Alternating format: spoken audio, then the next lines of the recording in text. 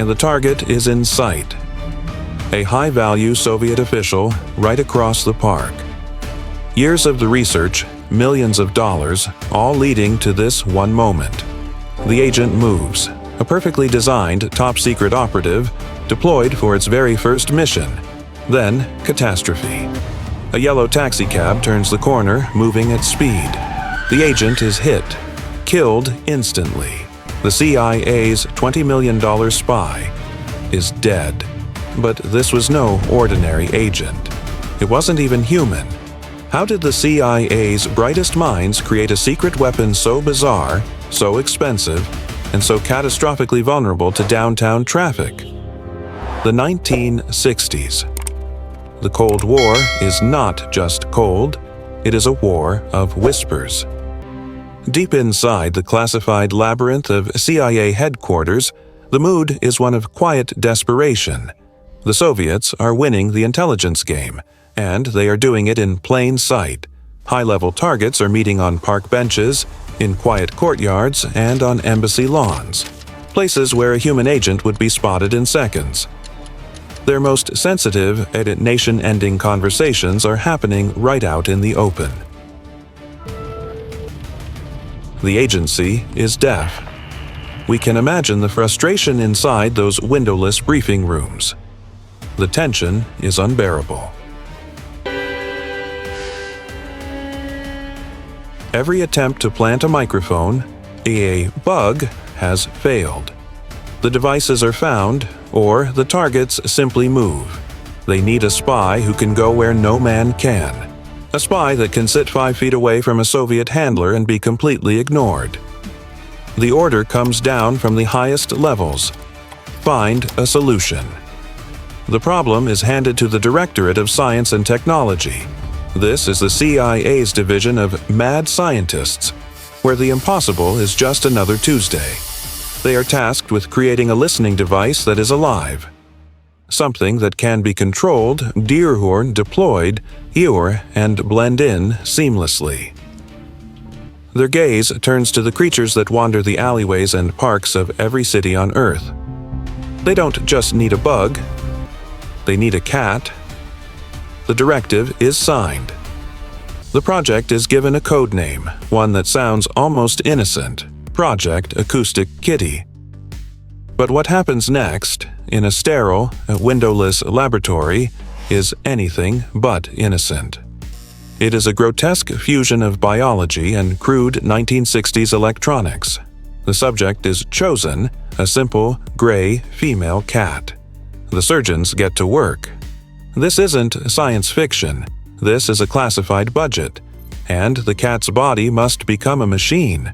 First, the microphone, a tiny, specialized capsule, surgically embedded deep within its ear canal, turning its hearing into a live broadcast.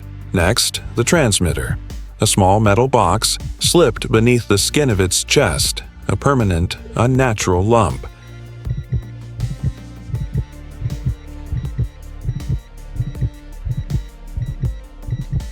But the real challenge is power. The batteries of the era are primitive. They don't last. The cat can only be active for short, desperate bursts. And then, the most bizarre component, the antenna dock, a fine-gauge wire, carefully, grotesquely, woven just beneath the skin, running from the transmitter all the way up the spine and concealed along the length of the cat's tail. This is no longer a pet. It is a living, a breathing surveillance platform. But a $20 million bionic monster.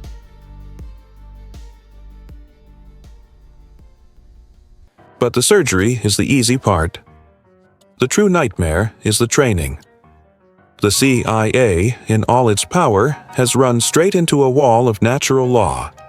You cannot command a cat. We can imagine the scene. Handlers, in a mock park, try to direct the animal. "Go to the bench," they whisper.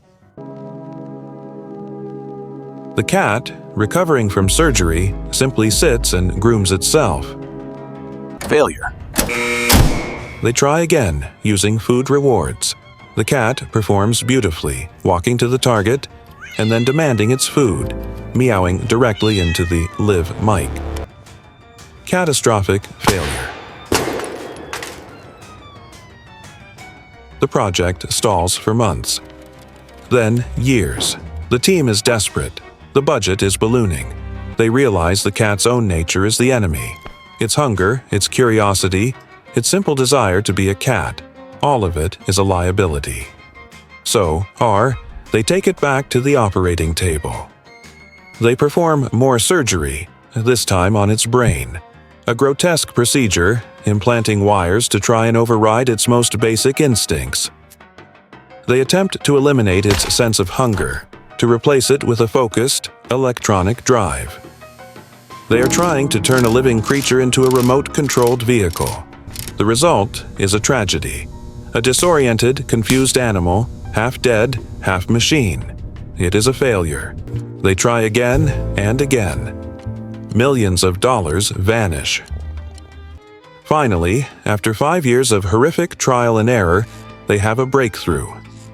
They discover that short, repetitive training loops, focusing on sound cues, can sometimes direct the cat for a few minutes at a time. It's not control, it's barely a suggestion. But it's all they have. The audio feed is crackly. Whack, the controls are a prayer, not a science. But the pressure from above is immense. The agency needs a win, and they are willing to deploy this creature, flaws and all. A target is selected. A high-level Soviet attaché, known to meet his contacts in a public park in Washington, D.C. The agent is prepped. The batteries are charged. The mission is green-lit. The operation is live. A black, unmarked surveillance van creeps to a halt on a quiet street just opposite Wisconsin Avenue. Inside, the air is thick with tension.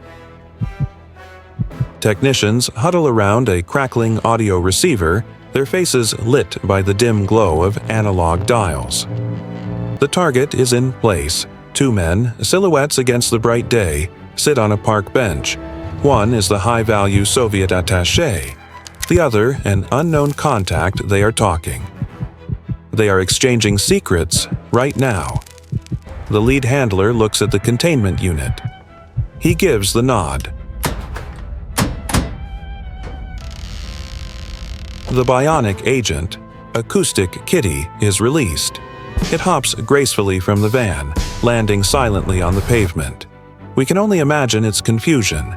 A jumble of surgical pain, lingering training, and the sudden, overwhelming noise of the city.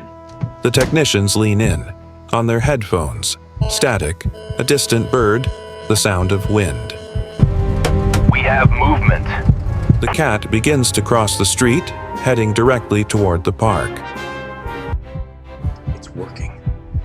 After 5 years of failure, the impossible is happening. The cat is just yards from the curb. The Soviet targets haven't even noticed it. It is the perfect or invisible spy. The handlers are holding their breath. This is the moment. The culmination of $20 million of secret science. A yellow taxi. It's moving fast, turning the corner, the driver oblivious. Look out! A technician screams, forgetting his mic. There is no time. The line goes dead, nothing but pure, flat static.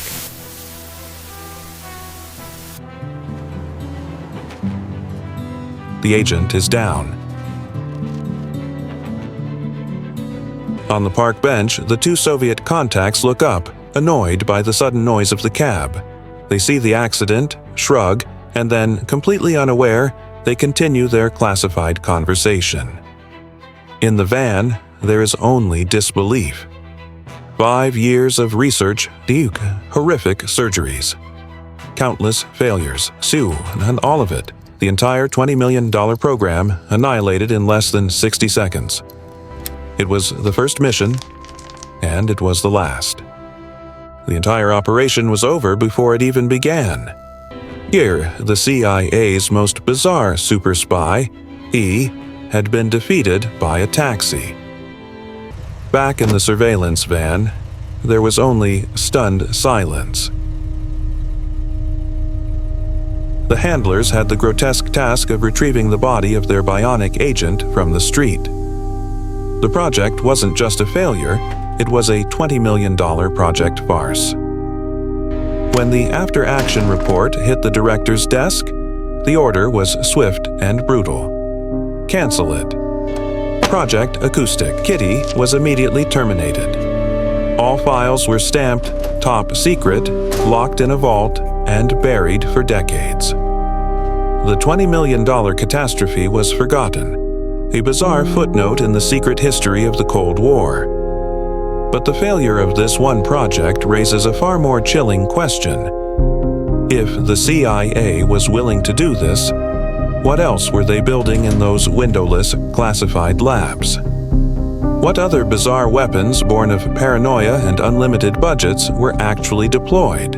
And unlike the cat, which of them succeeded? Next time, we investigate the CIA's other secret psychological weapons. The ones that didn't just target spies, but the minds of ordinary citizens.